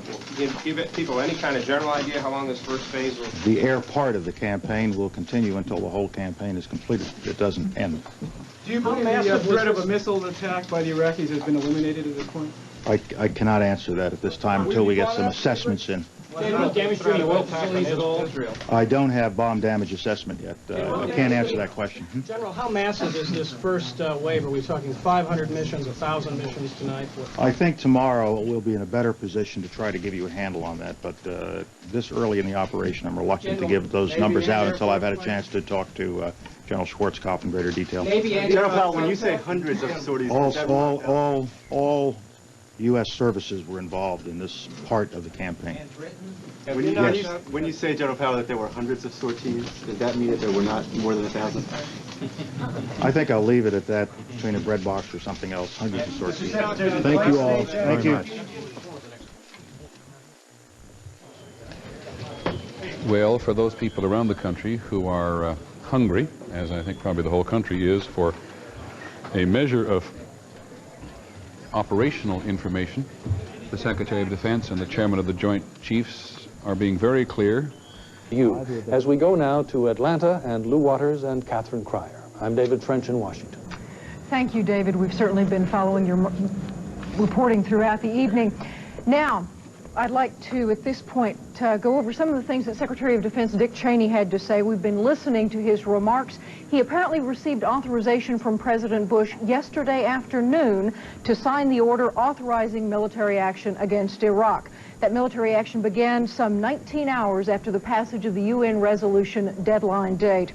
Secretary Cheney clarified the goals of this military operation. A surgical airstrike, as expected and anticipated, would be against military targets, specifically command and control targets, those targets that could damage incoming U.S. and international coalition aircraft, apparently which included British and Saudi Arabian aircraft in that initial bombing run into Baghdad and throughout Iraq and Kuwait. Also to protect Iraqi citizens and minimize civilian casualties as the airstrikes attempted to destroy Iraq's offensive military capabilities throughout Iraq and Kuwait. He stressed that the operation thus far was deemed very successful. Of course, information from the Secretary and General Powell is necessarily limited according to the ongoing nature of this military operation, but we have correspondents standing by across the United States and throughout the Gulf region to continue our updates on events as they unfold. Luke? We did learn that 4 nations were involved in the air operation tonight, the USA and the UK, as Catherine reported. Also Saudi Arabia and 150 planes of the Kuwaiti Air Force were involved.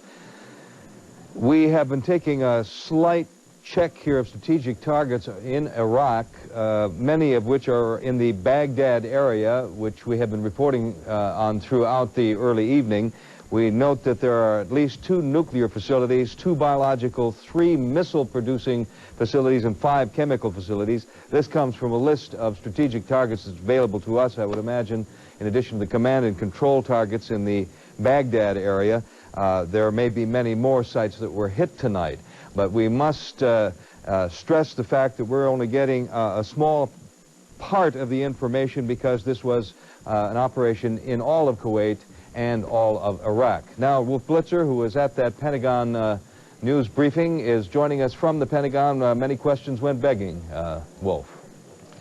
Well, Lou, the Defense Secretary and the Chairman of the Joint Chiefs clearly want to avoid providing too much operational detail, anything that could yet help the Iraqis in this initial air wave, this initial air assault. But clearly, by the tone of what they said, earlier hinted by the President, the United States is obviously very pleased by the initial reports coming from the Central Command in Riyadh. The U.S. targets appear to have been met, clearly the most important ones being the Scud missile batteries. In fact, Defense Secretary Cheney said that while there have been reports that the Iraqis have managed to fire some of their Scuds, the United States cannot confirm those reports. Indeed, the initial indications are that the U.S. fighter aircraft, the bombers, probably destroyed almost all of those strategic targets in Iraq within a matter of minutes, certainly within the first hour or 2 of what was certainly a very coordinated, polished U.S. airstrike, one that the United States has been rehearsing now for many months. The indications also are, of course, from these initial reports, that those Scud missile bases in the western part of Iraq, what the U.S. calls H2 and H3, almost certainly have been destroyed. Those were the ones that endangered Israel. Those were the ones that could have reached Israel. And Saddam Hussein and his aides had repeatedly suggested over these past several weeks that their first target, if there was a war, would be to go after Israel. And from the initial reports, based on what we just heard, there were no missile attacks at the Israelis. Certainly, the U.S. planners here at the Pentagon are pleased. We're not going to be getting a whole lot more detail, we're told, until another briefing tomorrow. but certainly there are enough officials here who are getting indications about what exactly is going on. We'll be following that, of course. We'll be trying to report as much as we can in the course of this long and historic evening. Lou? All right, Wolf Blitzer, who remains at his post at the Pentagon, will be back to you. Catherine. Now let's return to the Al Rashid Hotel in Baghdad and CNN's Bernie Shaw. Bernie?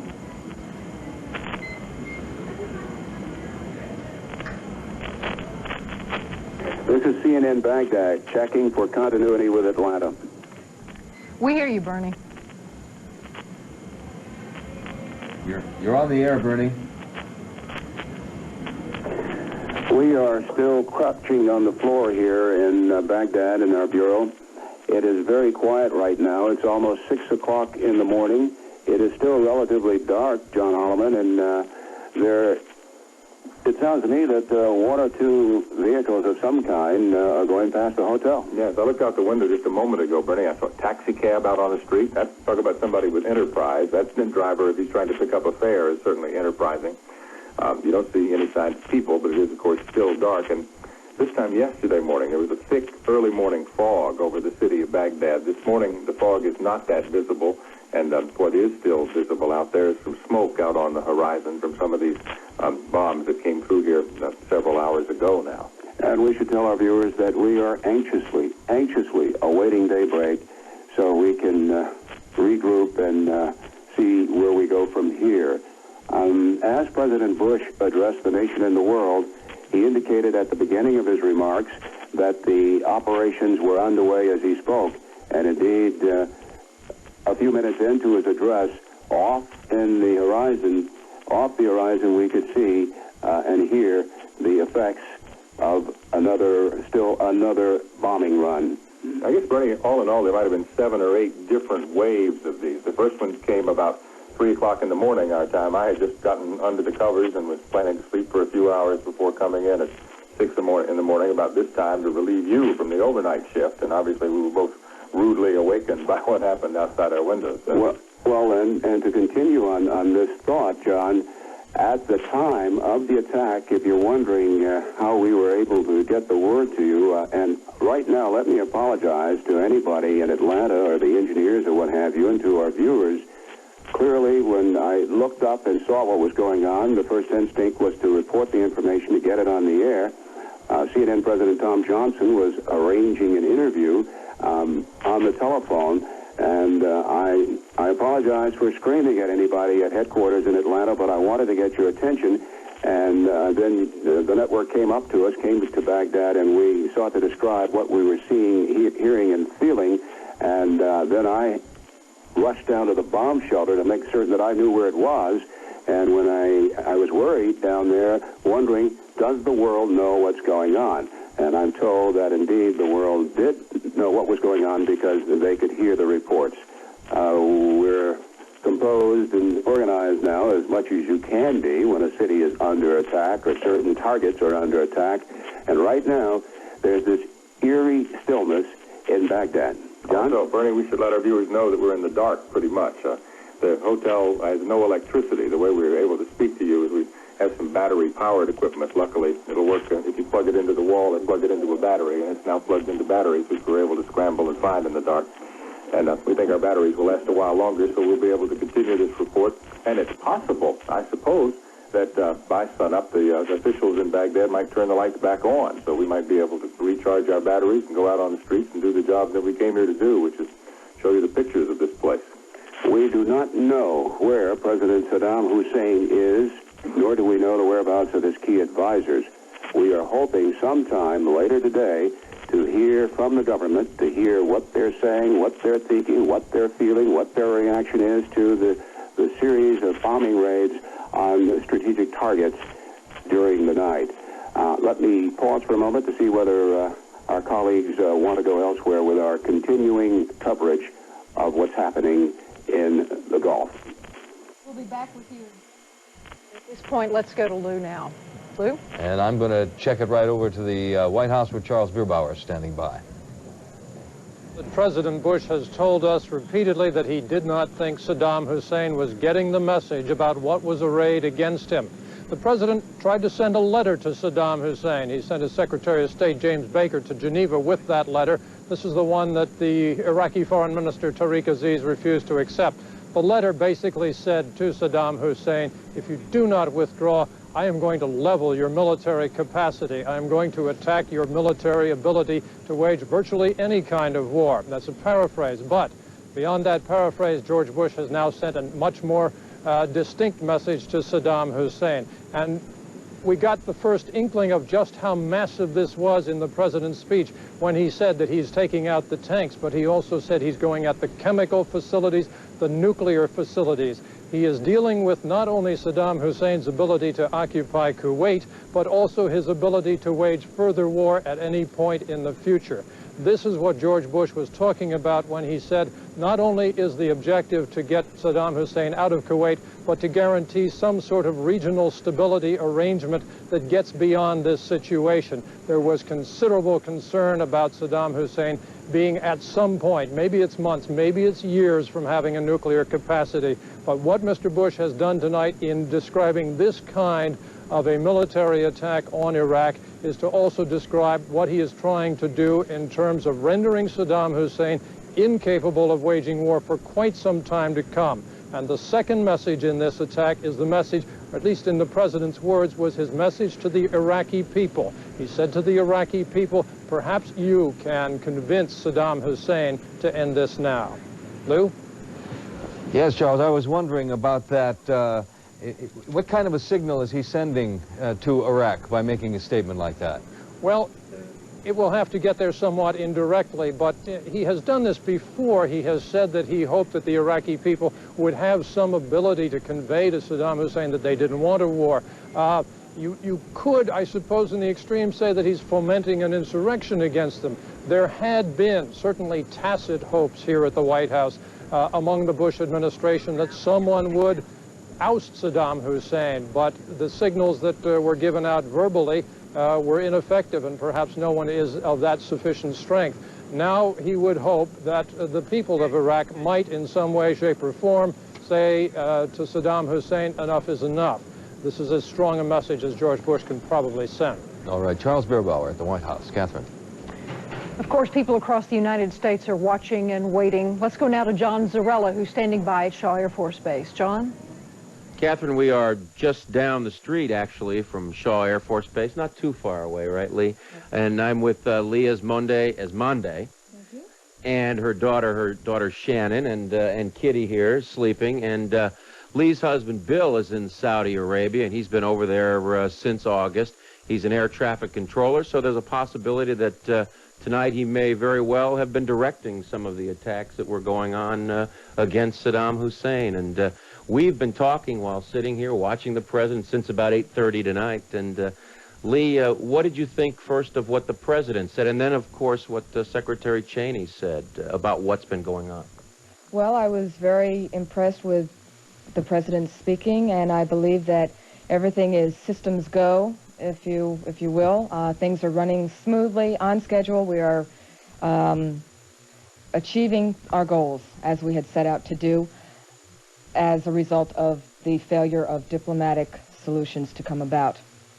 You think then, from talking to you earlier, that the president has taken the right course of action? Absolutely. I think this has been going on long enough. We have had, the coalition has been doing their best to achieve some sort of a solution to this situation, and nobody seems to have been effective when it comes to Saddam Hussein. You seem so strong through all of this. How do you manage? Well, bless your heart. I guess since Bill's been away for several months, it's sort of seasoning. But with what's going on now, I am very, I hate to say this, but I'm glad that this has occurred. Not only the sooner it gets started, possibly the sooner Saddam will realize that we mean business, and rather than annihilate his country, we can come to a solution prior to going to that last step. What are your feelings tonight as far as, you haven't gotten much sleep, though, in the last couple of days, and as far as your husband and where he is and what the troops and all the people are going through right now? Well, from what I get from Bill, the morale is high, although the waiting can get to grate on the nerves. And I spoke with some wives today, and they said that The people that are over there that used to be best of friends are now starting to squabble with one another, even under the best of conditions. I guess living in close quarters like that, that can occur. What do you tell Shannon about all this, about what her daddy's doing over there and the job that he's performing, the service for his country? How do you put it to her? Well, I try to be as honest and as upfront as I can. Sometimes you just have to say the truth regardless of the outcome. When it comes to kids, you can only shield them so much. She knows that her daddy runs the risk of not coming back home, but she also knows that what he is doing is vital and it is necessary, and that is what he has trained 15 years to do. And we're patriotic in this family, and we believe that what is going on now is unnecessary. Lee, thank you very much for letting us invade your privacy at what is probably a very private moment for you and your family. Actually, I'm proud that I could voice my opinion. Thank you, Lee, again. And we will stay with you throughout the night. This is John Zarello reporting live near Shaw Air Force Base in South Carolina. One of the countries in the Middle East dramatically caught in this crisis, of course, is Jordan, caught literally between Iraq and Israel. We're waiting for a reaction from there. Now on the line from Amman, Jordan, CNN's Margaret Lowry. Margaret.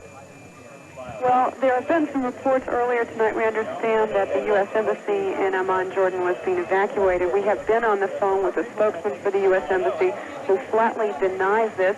He says there are no evacuation plans for the embassy at this time.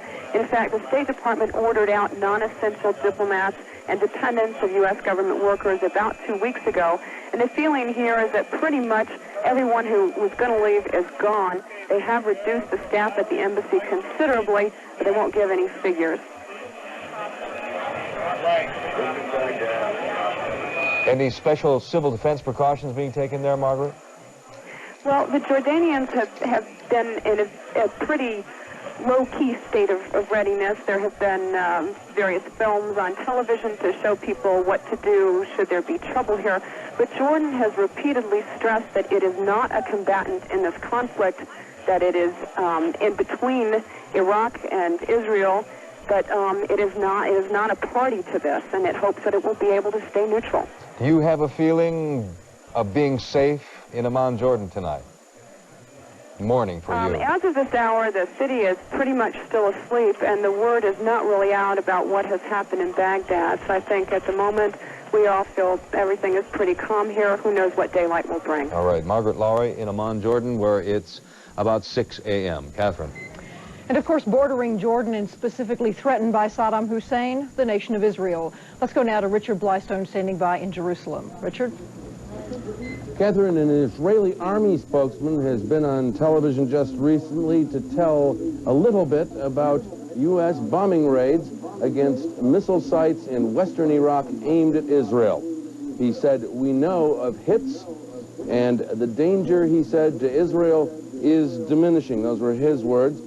He said he refused to give more details, but it was more than we got out of the Pentagon.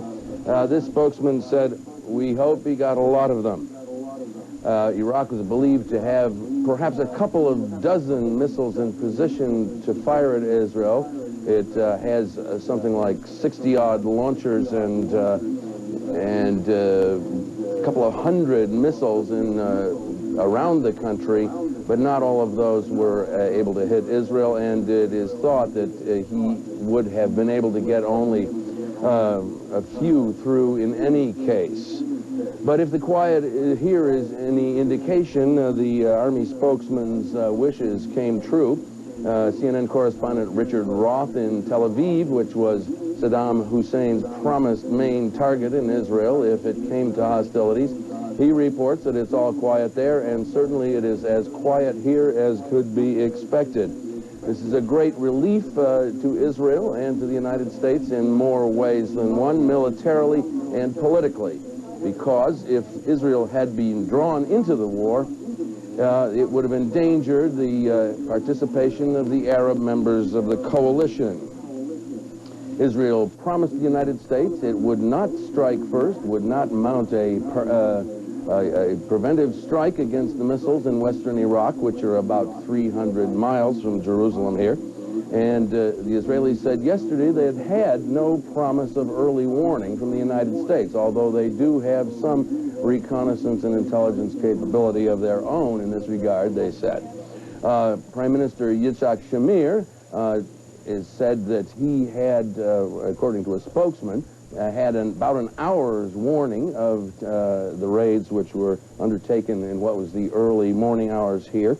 The health minister was in CNN's office here recently and said, despite the apparent success of the campaign so far, he is still carrying his gas mask and will until he knows that Saddam Hussein is finished. I haven't opened my gas mask yet, and I just hope that I won't have to. Catherine? Thank you, Richard Blystone in Jerusalem. Lou?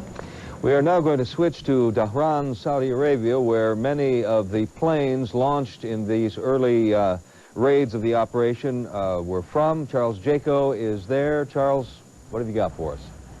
Well, it's very quiet here right now, but I'm here with Khalid Al-Maina, who is the editor of the Arab News, the largest publication in Saudi Arabia. Sir, thank you very much for taking some time to spend with us. Your reaction very briefly to the attack on Saddam Hussein in Iraq. I think it was a sense of relief for all of us because the tension, the waiting period was over. Saddam had all the chances, he didn't choose them, so I think people felt it's time for him to go. You know, a lot of people have speculated this military campaign could last 6 months or 6 days. You've observed Saddam Hussein for years, know his capabilities. What do you think? I think if there'll be strategic strikes at all his bases and installations, it could take about 2 weeks. I also think the army could fold up and they could surrender en masse.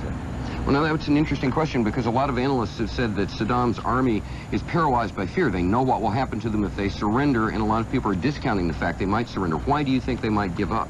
Well, they'll give up because they are in close proximity to the Allied forces and they're far away from Saddam, so I think they will defect in thousands. Now, so far, Saddam has tried no strikes against Saudi Arabia. Are you and other people here worried about possible terrorist actions? Well, everybody in the Gulf is worried about any possible terrorist action, but I think people are ready. The government has issued a directive a couple of days ago warning any would-be terrorists or would-be defaulted of security that they will be suffering severe penalty. And one final question. You've observed Saddam, as I said, for years. If the campaign goes badly for him, do you think there's any chance he might surrender? The man is a man of many surprises. What do you think the scenarios might be? Well, I don't think so. He's going to commit suicide in his bunker, but I think he could try his best to escape because Saddam basically is a coward at heart. So you think there would be no chance of him surrendering to the Allied forces? No way, because he doesn't want to be tied up in chains and taken to court, and I mean his ego wouldn't permit him to do so. Thank you very much.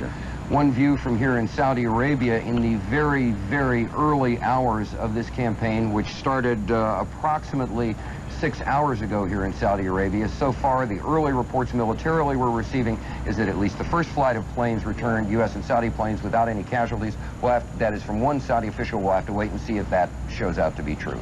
Charles Jaco, CNN, reporting live from Saudi Arabia. Thanks, Charles. Well, it's just 8 minutes after 6 in the morning in Iraq. Dawn has not yet arrived. For 3 hours, U.S.-led forces in the Gulf have been bombarding Iraqi strategic targets in a massive and coordinated airstrike. After a tense 5-month standoff, war has come to the Gulf. 1 hour ago, President Bush addressed the nation and the world to explain what is happening and why. Of an anti-aircraft battery or perhaps an explosion. But right now it is eerily quiet here in Baghdad. We have the pleasure of being able to sit in a chair for a change. For the last few hours, we have been on our stomachs and on our knees and on our hands moving about as we sought to observe and to report to you. We're well. All of us are, of course, exhausted. Our energy levels are way off the register, and that's the way it feels right now. Let me be quiet to listen for a question from you, and also tell you that Peter Arnett and John Holloman are here, and each will have something to say very shortly. Yes, Bernie, it's near daylight now. Are you able to see any of the damage caused by what the Pentagon is telling us were strategic and pinpoint bombings? Well, I can certainly vouch for that, and Peter Arnett will be able to stitch together some images in just a second. How does it feel to be at ground zero? when a massive aerial campaign, unprecedented in military history, is unfolding around you. The only thing I can think of is that it's comparable to being at Cape Kennedy and feeling the ground rumble, the thunder, and seeing that huge shuttle with its booster rockets taking off and hearing the thunder. Only in this instance, in reality, here in Baghdad, you heard it sporadically. Bright lights. It was quite an experience to feel it, to see it, to think about it, to think about what it means and why it was happening, and, of course, to report it. I'm going to yield here now to Pete Arnett and John Holloman. Yes, Peter. Hello, Lou. Peter Arnett here. Hi. Just a small observation.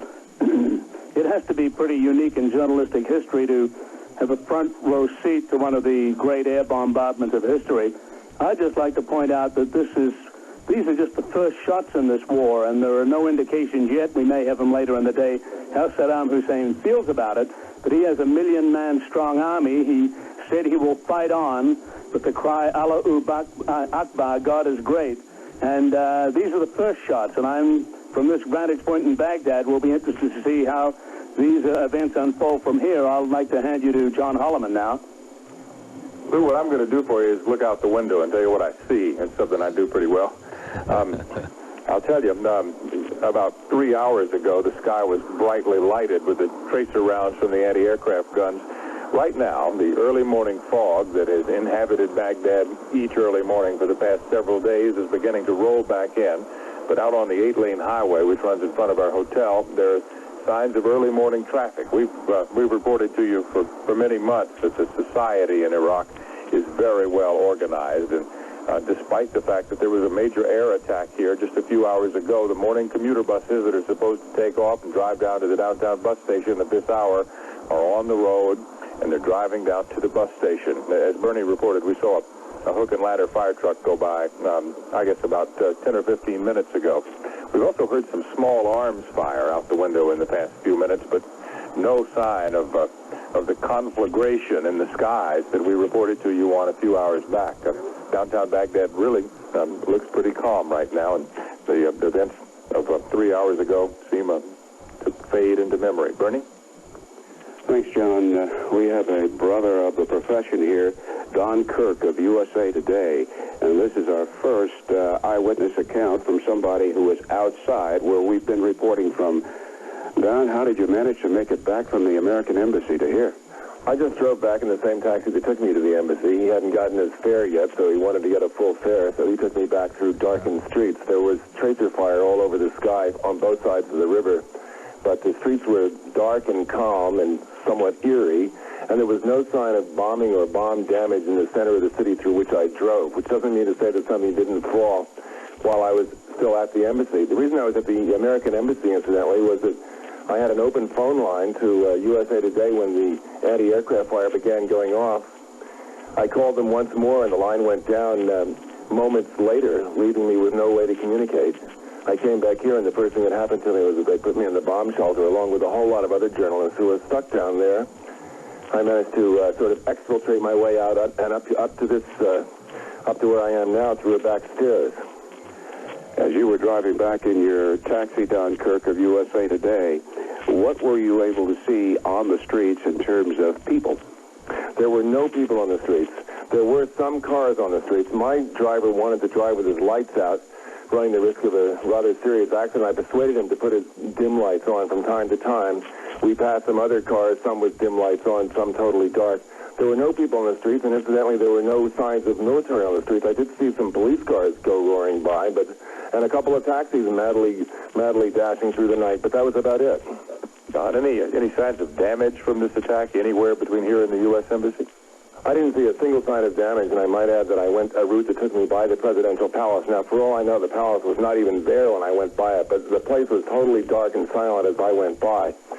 From the embassy, there was AAA anti-aircraft artillery going off around the embassy and around the palace very heavily with tracer bullets of differing colors all over the place. I heard a couple of thunderous explosions, which I guess you guys heard too, which was... We not only heard them, we felt them. Defense Secretary Dick Cheney has confirmed that there They were going after strategic targets and such things as command control centers, anti-aircraft batteries. The intention, according to the Pentagon, was to blind Saddam Hussein and to cut him off from being able to communicate with his troops to the south of here. Well, certainly there's